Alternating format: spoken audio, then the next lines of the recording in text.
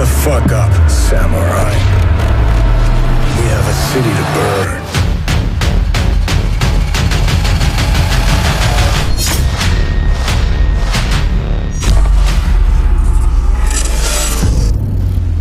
The quality of an open-world RPG often isn't defined by the strength of its main story, but the side missions around it. With Cyberpunk 2077, CD Projekt Red has built an entire game around that philosophy. Apart from its surprisingly short but utterly compelling central questline, the vast majority of what you can do in Night City is entirely optional, but still extremely impactful.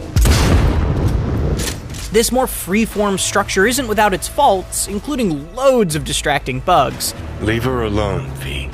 But the strength of the missions themselves and the broad and interesting choices you have within them make Cyberpunk 2077 one of the most exciting RPGs I've played in recent years. We know who you are. We know what you are. We know what you need. You are playing with fire. Don't dare cross the line. You play as V, a mercenary in Night City who ends up with the psyche of long-dead rock star and anti-corporate terrorist Johnny Silverhand trapped in their head. Yes, that's Keanu Reeves, though his performance is actually a bit stiff relative to the rest of the excellent cast. First things first. We gotta get into that house. But Johnny's confrontational relationship with V is wonderfully tense, acting as the anchor of the whole story. Cyberpunk 2077's opening hours do an incredible job of getting you invested in their struggle, and then Night City's sprawling map opens wide.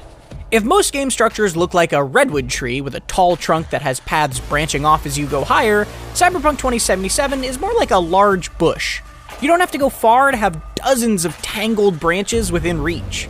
Night City is so dense, diverse, and consistently beautiful that there are opportunities to stumble upon unexpected sights and missions all the time. The scope is simply stunning, from the massive skyscrapers to the immaculately detailed in-world advertisements that are plastered all over them.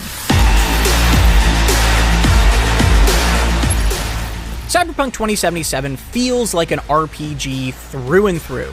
It's full of rich, beautifully presented conversations and an almost mind-boggling amount of choice in dialogue, to Scorpion, character builds, mission approach, and beyond. What's more, those choices can have a massive impact on both V's own story and the characters around them. I once made a suggestion to a character that later lost him his job. That decision altered every future interaction, and knowing that someone else might have a very different relationship with him made my playthrough feel more personal. Similarly, I was shocked to discover one of my favorite missions early on wasn't even offered to another player because of a single decision we made differently. Realizations like this quickly became a common occurrence.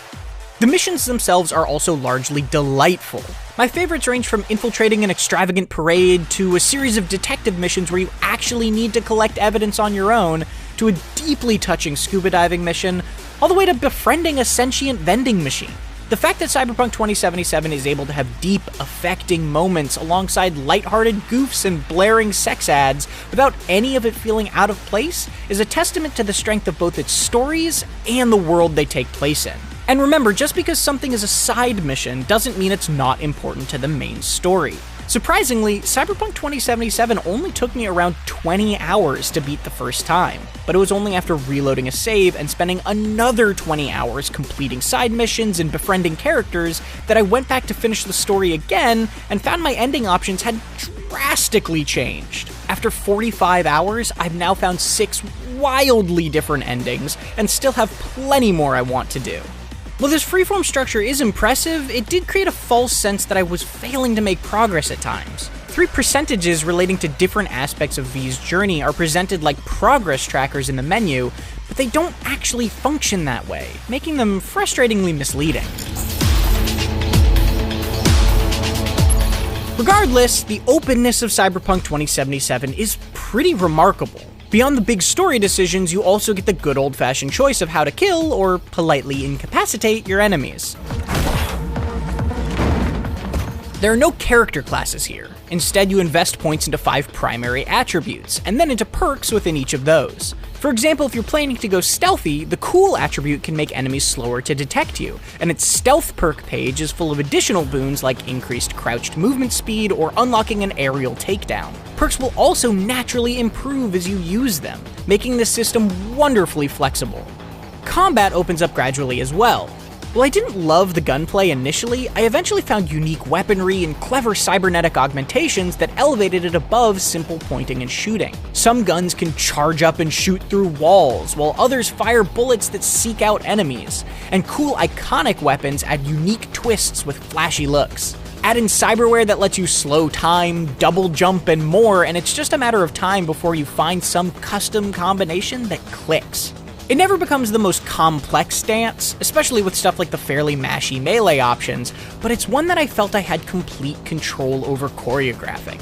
Of course, my V's policy was always to try sneaking before going loud. Similar to combat, stealth isn't much deeper than crouch walking out of sight, but planning my route and using quick hacks to do things like blind guards can be an engaging and fun puzzle. Like in a Deus Ex game, I was able to complete some missions without ever drawing a weapon, which is rewarding in a different way than cutting off someone's head with mantis blades. When things do get loud though, a special commendation needs to be given to Cyberpunk 2077's music. The soundtrack is fantastic throughout, but the combat music stands out, driving the pace of fights directly. So we have to talk bugs now. I've only been able to play the PC version so far, but even so, the frequency of bugs was a frustrating nuisance. It's nothing game-breaking, but hardly an hour has gone by without something going awry. And performance is only okay, even with very high-end hardware. That makes me especially worried for what last-gen console versions might be like. I've had important conversations undermined by characters glitching between incorrect poses, or referencing invisible objects. I frequently get calls overlapping with other conversations, and had to sit through drives with my character bobbing like I was in a run animation. During the few story moments when I did get to see my own character model, I was usually missing my customized hair. And while I primarily had visual issues, I did have to reload a save a couple of times when mission progress was halted. None of this stopped me from loving the stories being told, but they did dampen moments that otherwise would have been powerful. A Day 1 patch is expected, as well as likely many others after that, but CDPR has indicated it will focus on stability and performance, which isn't what gave me the most trouble. To be fair, its exceptional support of The Witcher 3 gives me faith that a lot of these issues could be sorted out with enough time, but right now, it can be a bit of a mess. In a way, I'm sort of jealous of people who first play Cyberpunk 2077 6 months from now, when I assume a lot of this has been fixed. Cyberpunk 2077 kicks you into its dazzlingly dense cityscape with few restrictions. It offers a staggering amount of choice, and your decisions can have a tangible impact on both the world and people around you. Those stories can be emotional, funny, dark, exciting, and sometimes all of those things at once. The main quest may be shorter than expected when taken on its own, but the multitude of optional missions available can have a surprisingly powerful effect on where V and Johnny's story ends up. It's a shame that frustratingly frequent bugs can occasionally kill an otherwise well-set mood, but Cyberpunk 2077's impressively flexible design makes it a truly remarkable RPG. For more Cyberpunk 2077, be sure to read my full written review on IGN.com, or watch our breakdown of the Cyberpunk world's story leading up to it. And for everything else, keep it right here on IGN.